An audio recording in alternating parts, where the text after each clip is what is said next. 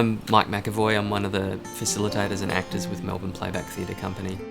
When we were engaged by Qantas to do this project, we worked closely with the senior leadership team who engaged people from all around the business to help us design the day. We started on this journey some 18 months ago, where we stepped up and realised that while things were good, we could make them a whole lot better for both our people and for our customers. So we set to getting our people together, and we got a group of 70 of our frontline people to talk about what our culture is like currently and to dream about what the future of that culture could actually be and the possibilities that would open up if we collectively looked at things that were working really well and identified some things that we could improve on.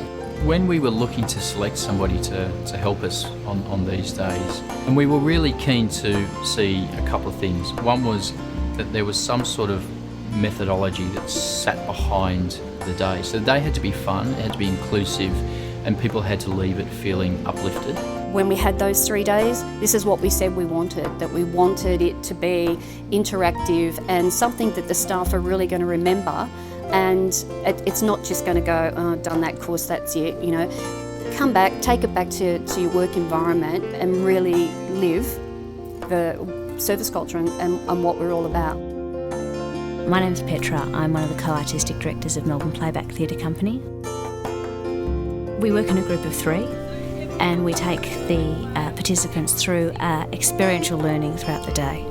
So what we do is we start with some icebreaker games, and then we open up into a massive brainstorming session around what it is, what service culture is, and then we move into an improvisation session where we actually get them to experience what it is to let go and to accept offers and to be present and to work as a team and support each other and commit 100% to something. And then we get them to think about how that applies to their working lives. After that session, there's a playback show, and the playback show draws on the themes of the morning and also implements the skills from that improvisation session. My name's Murray Horgood. I've been with Qantas 24 years and it'll be 25 years in November.